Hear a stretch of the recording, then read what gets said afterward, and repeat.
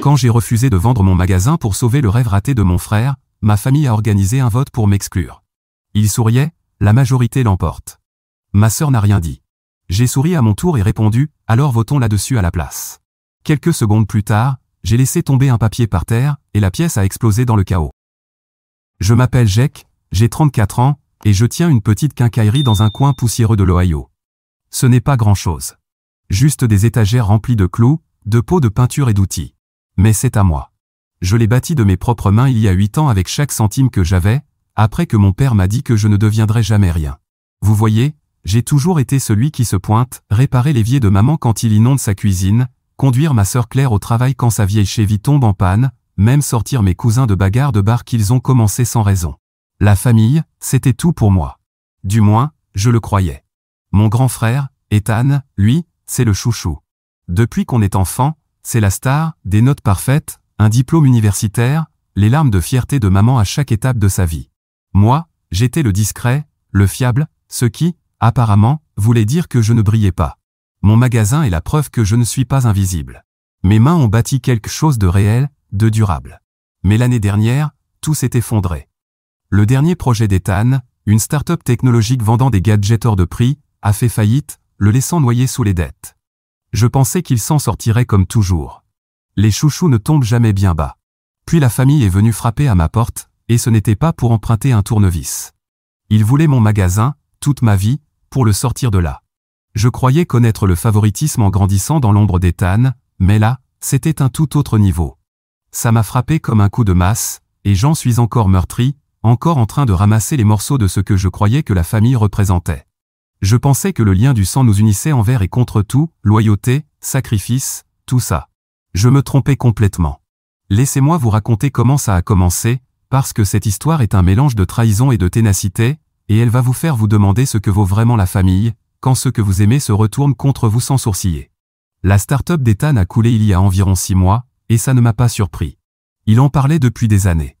Un gadget censé révolutionner la sécurité domestique, selon lui. Les investisseurs ont adhéré, jusqu'à ce qu'ils ne le fassent plus. Et maintenant, il traînait une dette de 75 000 $. Un soir, il est arrivé dans mon magasin juste au moment où je fermais, avec ce même sourire facile collé au visage comme si tout allait bien. « Jack, mon pote, il a dit en s'appuyant sur le comptoir, j'ai besoin d'un service. Juste un prêt de 20 000 $, temporaire, tu sais. Je te rembourse dès que je remets de l'ordre là-dedans. » Je l'ai regardé, sous la lumière blafarde des néons. Mon magasin dégage à peine assez pour payer les factures, et il le sait. Je lui ai dit non, sans détour. « Ethan, je ne suis pas une banque. J'ai vu tes projets. Ils ne marchent jamais. Je ne peux pas me le permettre. » Il a haussé les épaules, dit qu'il comprenait, et il est parti sans insister. J'ai presque eu des remords, presque. Ce soir-là, maman a appelé. Sa voix tremblait, comme si elle avait pleuré. « Jack, Ethan est dans une sale situation. Il est tellement stressé, et tu es le seul qui peut l'aider. S'il te plaît, réfléchis Y. » La culpabilité m'a tordu l'estomac. Elle a toujours eu un faible pour lui. Depuis qu'il a gagné ce concours d'orthographe en CE2 et que moi, j'ai juste eu une tape sur la tête pour ne pas être tombé en montant sur scène. Mais j'ai tenu bon. Maman, j'ai mes propres factures. C'est à lui de se débrouiller. Elle a poussé un soupir, lourd et déçu, puis a raccroché. Je croyais que ce serait terminé, mais j'avais sous-estimé l'influence qu'Ethan avait sur tout le monde. Le lendemain matin, je me suis arrêté au dîner pour prendre un café, comme tous les jours depuis que j'ai ouvert le magasin. Le vieux Pet, qui répare des tracteurs depuis plus longtemps que je suis en vie, m'a fait signe. « On dit que tu vis confortablement pendant qu'Ethan galère », il a lancé en haussant les sourcils. Je me suis figé, la tasse à mi-chemin de ma bouche. « De quoi tu parles ?» Pet s'est penché vers moi, baissant la voix. « Ethan est venu ici hier. Il racontait aux gens que tu as une montagne de cash cachée dans ton magasin, mais que tu refuses de l'aider. Il trouve ça honteux, la famille qui tourne le dos comme ça. » Mes doigts se sont crispés sur la tasse. Une colère brûlante m'a envahi. Il racontait des mensonges, me faisait passer pour le méchant pour se sauver la peau. J'ai ri, faussement, et j'ai dit à Pet que c'était n'importe quoi, mais le mal était fait. À midi, 2 clients réguliers ont annulé leur commande. Leur ton était sec au téléphone. La rumeur se propageait, et Ethan tenait le mégaphone. Je suis rentré ce soir-là, les jointures blanches sur le volant. Ethan avait toujours été le beau parleur, capable d'éviter une amende ou de charmer un prof pour avoir un point en plus. Mais là, c'était différent. Il ne fuyait pas juste les conséquences. Il me tirait vers le fond pour garder la tête hors de l'eau. Je repensais encore et encore à l'appel de maman, à la phrase de Pet qui piquait comme du sel sur une plaie. Ça faisait des années que je prouvais que j'étais plus que l'ombre qu'il m'avait laissée. Et lui, il transformait tout ce que j'avais construit en histoire de victime. J'ai failli l'appeler, lui ordonner de rétablir la vérité, mais je savais qu'il ne ferait que sourire et m'embrouiller. Alors je suis resté dans mon camion, garé devant la boutique, fixant l'enseigne délavée, quincaillerie Jek, et j'ai senti quelque chose changer. Ce n'était plus seulement une question d'argent. Ethan n'allait pas s'arrêter. Et j'avais ce pressentiment que la famille non plus. Il l'avait toujours soutenu, mais jamais je n'aurais cru qu'il viendrait pour ce qui m'appartient. Je me trompais. Et les choses allaient empirer. Une semaine après la visite d'Ethan, papa m'a appelé. Sa voix était sèche. Pas de blabla. Juste, viens ce soir. Faut qu'on parle. Je savais que ce n'était pas pour emprunter une échelle. Quand je suis arrivé chez eux, l'allée était pleine. La berline de maman, la vieille Chevy de Claire, même le pick-up rouillé de l'oncle Ray. Mon estomac s'est noué. Ce n'était pas une discussion. C'était une embuscade. À l'intérieur, ils m'attendaient tous dans le salon, assis sur le vieux canapé à carreaux et les chaises dépareillées, comme un conseil de guerre. Ethan n'était pas là, sûrement trop occupé à polir sa prochaine arnaque, mais son absence n'a rien changé à l'attention. Papa était debout près de la cheminée, les bras croisés, et il est allé droit au but. Ethan est dans la merde, Jek. On en a parlé, et on a besoin que tu vendes le magasin. Ce n'est qu'un petit truc. Ces mots m'ont frappé comme un coup dans les côtes. Mon magasin, mon sang, mes nuits blanches, tout réduit à un petit truc. J'ai ouvert la bouche, mais aucun son n'est sorti au début. Juste un souffle coupé. Maman a pris la parole, les mains tordant un torchon comme elle le fait toujours quand elle est nerveuse. Tu as toujours pris soin de nous, Jek. Ethan est perdu en ce moment, et c'est ça, une famille. On se soutient. Ses yeux étaient doux, suppliants, mais il y avait une dureté que je n'avais jamais remarquée avant, comme si elle avait déjà décidé de ma réponse. J'ai trouvé ma voie. Cette boutique, ce n'est pas une tirelire qu'on casse. C'est ma vie. Ethan a eu ses chances. Pourquoi ce serait à moi de réparer ça? La mâchoire de papa s'est contractée. Parce qu'il a du potentiel. Toi, t'es stable? D'accord. Mais Ethan, lui, il peut vraiment faire quelque chose de grand. Stable. Le mot m'a blessé. 8 ans à trimer, et je suis juste le mulet pendant qu'Ethan est le cheval de course. J'ai secoué la tête. Ce n'est pas juste. Je ne vendrai pas. C'est là qu'une autre ombre d'Ethan s'est glissée dans la pièce, sans qu'il soit même là. Claire, ma petite sœur que j'avais conduite à travers des tempêtes de neige, a pris la parole. Jek, c'est pas comme si t'étais marié à cet endroit. Tu pourrais recommencer ailleurs. Son ton était léger, comme si elle me suggérait de changer de marque de café. Je l'ai regardée, attendant une faille sur son visage, une preuve qu'elle ne pensait pas ce qu'elle disait, mais elle a juste détourné les yeux. Oncle Ray a hoché la tête, grognant. La famille doit rester soudée. Le gamin, c'est Ethan la priorité. Puis maman encore, plus douce, mais plus ferme. Pense à ce qu'il pourrait accomplir avec un nouveau départ. Je sentais les murs se refermer, leurs voix empilées comme des briques. Ethan n'était même pas là pour me faire face, mais il les avait déjà tous conquis. Comme toujours. Je me suis levé, les poings serrés. Alors quoi? Je suis censé brûler ma vie parce qu'Ethan ne tient jamais ses promesses? J'ai été là pour vous tous, à chaque foutue fois, et maintenant vous me dites que ça ne suffit pas? Papa s'est approché, la voix basse.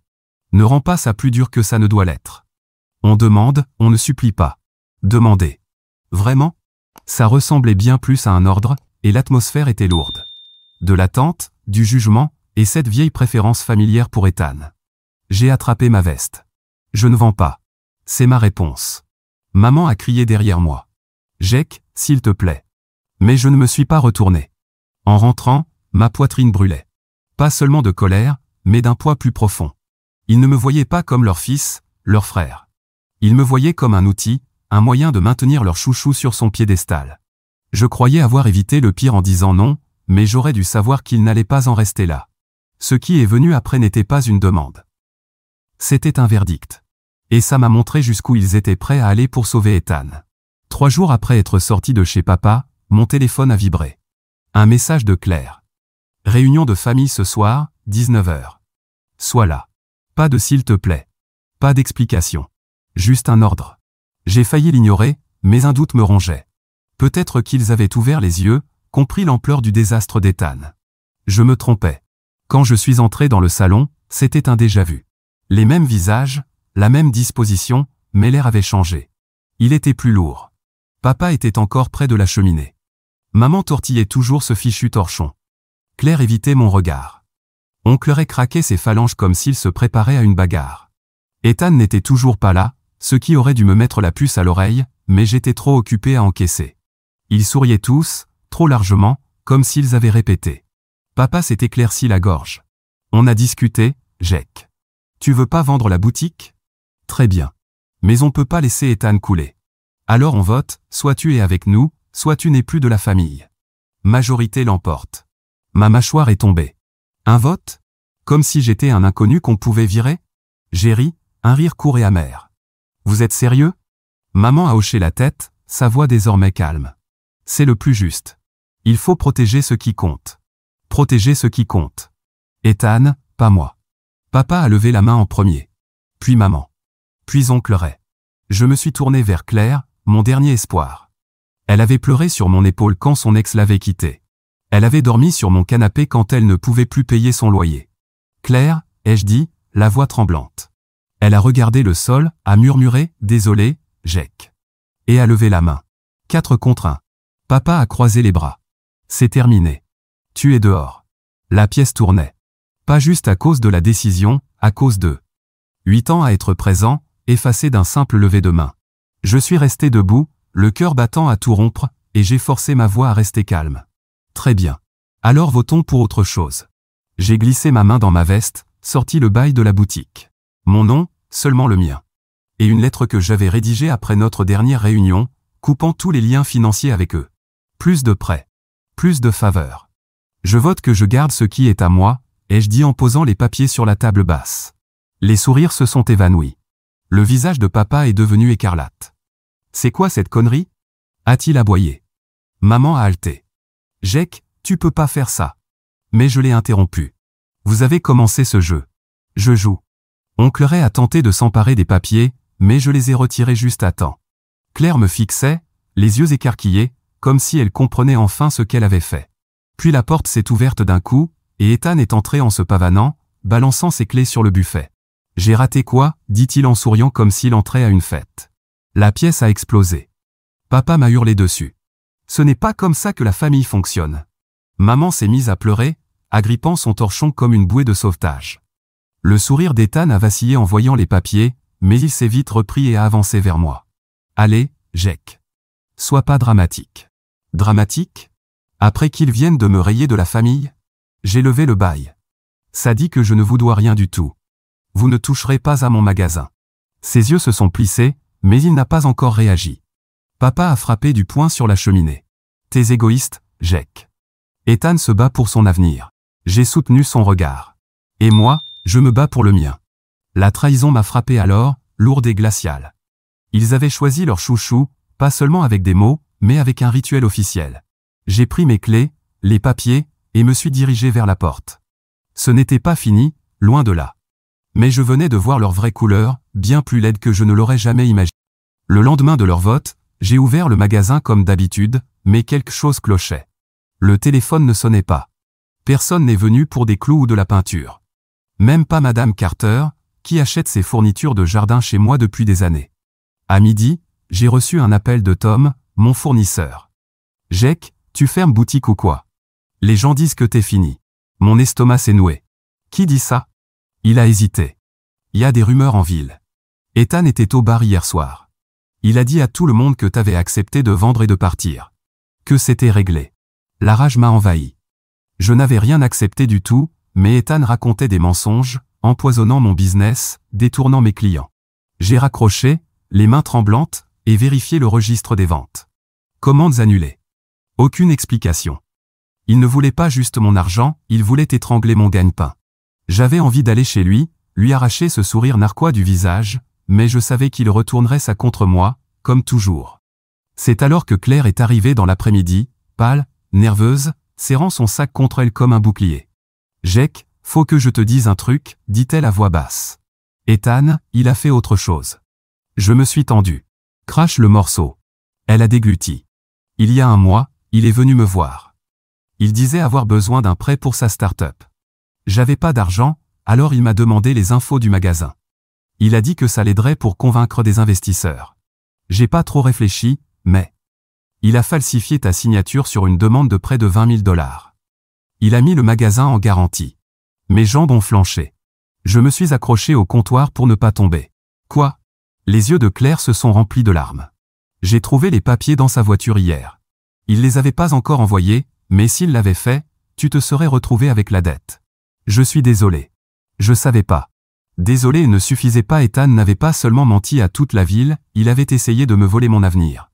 Si je n'avais pas vérifié mon crédit après leur vote, j'aurais peut-être été pris au piège par une lettre de la banque n'importe quel jour. Je n'en pouvais plus. J'ai pris la voiture, les papiers chiffonnés dans la main, et suis allé jusqu'à l'appartement d'Ethan. Il m'a ouvert en peignoir, une tasse de café à la main, comme si de rien n'était. « Jake, quoi de neuf, frérot ?» dit-il, décontracté. Je lui ai collé les papiers dans la poitrine. « Ça. Tu racontes que mon magasin ferme, et maintenant tu falsifies ma signature? T'es qu'un voleur. » Son sourire n'a même pas vacillé. « T'en fais tout un plat. Pour le magasin, c'était juste des paroles. Les gens oublient. Et le prêt? J'allais t'en parler. La famille, ça partage, non? Partager? Comme si j'étais un distributeur de billets à sa disposition. Je me suis approché, la voix basse. T'as rien compris. Ça, c'est pas partager. C'est me bousiller la vie parce que t'es incapable d'échouer tout seul. Il a haussé les épaules, buvant une gorgée. T'as le magasin. Moi, j'ai rien. Détends-toi. Je suis parti avant de faire une connerie. Mais la colère, elle, restait là, brûlante. Ethan n'était pas désolé. Il était pourri jusqu'à l'os, et il s'en foutait. Les rumeurs qu'il avait lancées avaient suffi à ruiner ma réputation en une nuit. Mais la falsification? C'était un poignard dans le dos. J'ai appelé ma banque, bloqué mon crédit, et passé des heures au téléphone avec Tom pour qu'il plaide ma cause auprès des fournisseurs. Mais ce n'était pas assez. Le business saignait, et Ethan s'en foutait royalement. Il avait parié ma vie comme s'il jouait au dé. Et là, le vote de la famille commençait à avoir du sens. Il l'avait choisi parce qu'il s'était toujours plié à lui, peu importe qui il piétinait au passage. Je ne me battais plus juste pour mon magasin. Je me battais pour ne pas couler dans les décombres qu'il laissait derrière lui. 2 jours après avoir découvert les papiers falsifiés, Claire m'a renvoyé un message, « Rendez-vous au parc, 15 h. J'ai plus d'infos. » J'ai failli ne pas y aller. Ses excuses commençaient à sonner creux, mais ma curiosité a pris le dessus. Elle était là, assise sur un banc près de la balançoire, le visage creusé, comme si elle n'avait pas dormi depuis des jours. Pas de préambule. Juste un souffle tremblant. « Jake, c'est pire que le prêt. » J'ai fouillé. Elle a sorti un dossier de son sac, bourré de relevés bancaires et de notes griffonnées. Ethan siphonne le fonds de retraite de papa depuis des années. Des milliers à chaque fois. Il disait que c'était des mauvais investissements quand papa posait des questions. J'ai trouvé les virements le mois dernier, mais j'ai rien dit. Je voulais pas y croire. J'ai pris le dossier, feuilleté des pages de chiffres qui me donnaient le vertige. Les dates coïncidaient avec les grandes idées d'Ethan, la start-up, un trafic de voitures, même une histoire de crypto-monnaie. Combien? Ai-je demandé, la gorge serrée. Plus de 40 000 $, dit-elle. Le magasin, c'était juste sa dernière solution. Il pensait que tu céderais comme papa l'a toujours fait. Le choc est venu d'abord, puis le dégoût. Il n'était pas juste paumé. C'était un parasite. Et la famille l'encourageait. Claire a continué, les mots se bousculant. J'ai aussi trouvé des textos. Il se vantait auprès de ses potes d'avoir roulé Jake dans la farine. Il disait que tu céderais parce que t'es trop gentil. Il se foutait de toi, de nous tous. Elle m'a tendu son téléphone, et là, noir sur blanc, Jake, c'est une carpette. Le magasin sera à moi bientôt. Argent facile. Mes mains tremblaient. J'avais passé ma vie à réparer ces conneries, et lui me voyait comme un pigeon. Une blague. Je l'ai regardé. Pourquoi maintenant? Elle se mordit la lèvre. J'ai voté contre toi, Jake. J'avais tort. Le voir te salir comme ça m'a réveillé. Il nous manipule depuis qu'on est gosse. Ses yeux étaient rouges, mais je ne me souciais plus de ses larmes. La vérité m'avait frappé comme une brique en pleine poitrine. La couronne dorée d'Ethan, ce n'était pas de la chance. C'était une arnaque. Ce dimanche-là, maman m'a appelé pour dîner, la voix tendue mais insistante.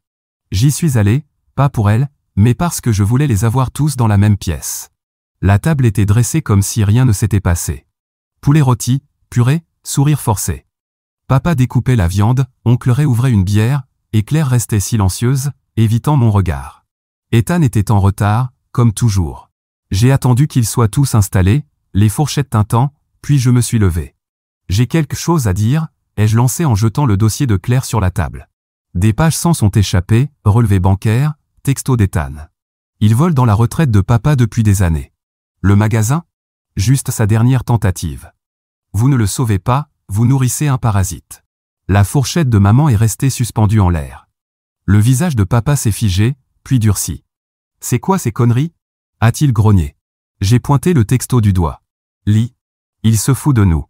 Ethan est arrivé à ce moment-là, la cravate lâche, un sourire aux lèvres. Ça sent bon ici. C'est pourquoi, cette ambiance? Il a vu le dossier, et son sourire a vacillé. C'est quoi, ça? Maman a murmuré, Jake dit que tu nous as volé. Il a ri, nerveusement. Il ment. Il veut juste vous retourner contre moi. Claire s'est levée, la voix tremblante mais déterminée. Non. Ce n'est pas un mensonge. J'ai les messages, Ethan. Tu t'en vantes. La pièce a explosé. Papa a arraché un relevé, ses mains tremblant en le lisant. Les yeux de maman se sont remplis de larmes, mais pas pour moi. Pour lui. Oncle Ray a soufflé, mon Dieu. Et le charme d'Ethan a craqué. Vous en faites tout un plat. A-t-il crié. Mais les preuves s'enroulaient autour de lui comme une corde. Je n'ai pas crié, j'ai simplement observé leur réveil. Le garçon doré ne brillait plus. Et je n'avais pas fini de leur montrer le prix de leur vote. Le silence après que Claire m'ait soutenu était étouffant. Ethan restait là, acculé, son sourire remplacé par une grimace. Les yeux de papa restaient fixés sur les relevés, les veines gonflées dans son cou. Maman serrait sa serviette, les joues inondées. Oncle Ray fixait la table. Je n'ai pas laissé le silence s'installer. Vous m'avez rejeté pour le sauver, ai-je dit, la voix posée, mais lui vous vole à l'aveugle. J'en ai fini d'être le bouc émissaire. Papa a jeté le papier sur la table. La famille ne fait pas ça, Jake. On lave pas son linge sale comme un fichu avocat. Je me suis avancé. Vous en avez fait une transaction en me votant dehors comme un déchet. Moi, je vous montre juste les factures. Ethan a sauté sur le dossier, hurlant, c'est des conneries. Il déforme tout. Oncle Ray lui a attrapé le bras, le plaquant en arrière. Assieds-toi, gamin, a-t-il grondé.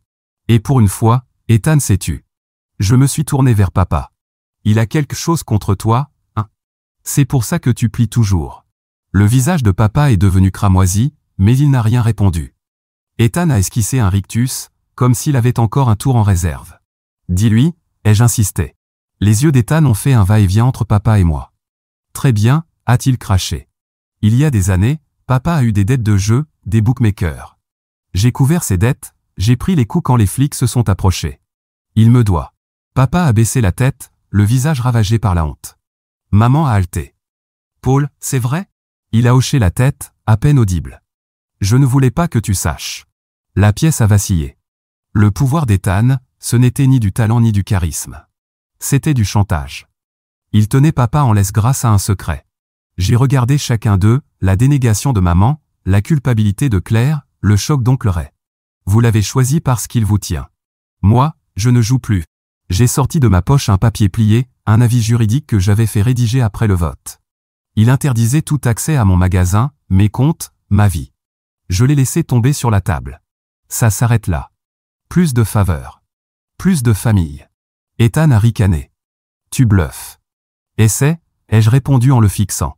Papa s'est levé, la voix tremblante. Tu couperais les ponts pour ça? J'ai hoché la tête. Vous m'avez coupé le Ethan s'est jeté sur moi, agrippant ma chemise. Tu crois que t'es meilleur que nous? Je l'ai repoussé violemment. Non. J'ai juste cessé de croire à vos mensonges. Claire s'est interposée, suppliante. Jake, s'il te plaît. Mais j'ai levé la main. Je vote moi-même ma sortie de ce cirque, ai-je dit, reprenant leurs propres mots. L'ironie ne m'échappait pas. La majorité avait tranché, mais je n'avais plus besoin de leur vote. Je me suis tourné une dernière fois vers papa. Tu l'as laissé m'utiliser pour payer une dette que tu aurais dû affronter. C'est sur toi. Il a ouvert la bouche, mais aucun son n'est sorti. Maman pleurait. On reste une famille. Mais ça sonnait creux. J'ai pris ma veste et marché vers la porte. Leur silence était plus fort que n'importe quelle dispute. Ethan a crié derrière moi. Tu vas le regretter. Je ne me suis pas retourné. Le combat était terminé. J'avais tout mis sur la table, et il ne pouvait plus fermer les yeux. Quoi qu'il arrive maintenant, je l'affronterai seul. Mais au moins, ce serait à mes conditions. Je suis Jake, debout dans mon magasin un mois après ce dernier dîner, balayant de la sueur. Ethan a disparu le lendemain, paraîtrait qu'il est à Cleveland, en train de magouiller sous un nouveau nom. Papa est devenu l'ombre de lui-même, vidé de sa fierté après que je l'ai forcé à voir la vérité. Maman appelle parfois, laissant des messages que je n'écoute pas, des appels au pardon qui résonnent comme des échos d'une vie à laquelle je n'appartiens plus. Claire est différente. Elle poursuit Ethan en justice pour sa part du vol, et je lui glisse des infos à son avocat tirées de mes propres dossiers. Le magasin est toujours à moi, même si c'est une lutte. Les rumeurs lancées par Ethan ont effrayé la moitié de mes clients, mais certains fidèles, comme le vieux pet du dîner, continuent de venir. Je reconstruis, vente après vente, prouvant que je n'ai pas besoin de leur approbation pour exister. Les coups bas d'Ethan, les rumeurs, le prêt falsifié, ont laissé des cicatrices plus profondes que je ne le pensais. Il m'arrive encore de me réveiller en pleine nuit, les poings serrés, repensant à son sourire quand il m'a coulé. 8 ans à être celui sur qui il comptait. Et ça s'est terminé par un vote où je ne comptais pas. J'ai pleuré ça, j'ai vidé mes larmes, si je suis honnête. Mais ça s'efface. Le magasin est calme maintenant. Plus de familles qui passent emprunter ou mendier, et j'y ai trouvé une étrange paix. Les preuves de Claire m'ont sauvé du piège du prêt, et l'avis juridique a tenu, aucun d'eux ne peut toucher à ce qui m'appartient. Les menaces d'Ethan? Du vent. Il n'a plus aucun levier. On dit que les dîners du dimanche ont cessé. Maman ne supporte plus les chaises vides, et papa a trop honte pour inviter. Les retombées d'Ethan ont été rapides, mais je n'en suis pas sorti indemne. La confiance est un fantôme maintenant, elle me hante quand je repense à comment ils l'ont choisi, lui, même après tout ça. Mais je dors mieux. Sans le poids de leurs attentes. S'il y a bien une chose que j'ai apprise, c'est ça, on n'a pas besoin de leur vote pour se sauver d'un navire en perdition. Juste du courage pour sauter. J'ai sauté. Et je suis encore là. À balayer mon sol. À reconstruire ma vie. Et c'est suffisant. Merci d'avoir regardé cette vidéo. Si cette histoire vous a touché, laissez un commentaire ci-dessous. Un simple like peut sembler anodin, mais il me donne la force de continuer à créer chaque jour. N'oubliez pas de vous abonner. À bientôt dans la prochaine vidéo.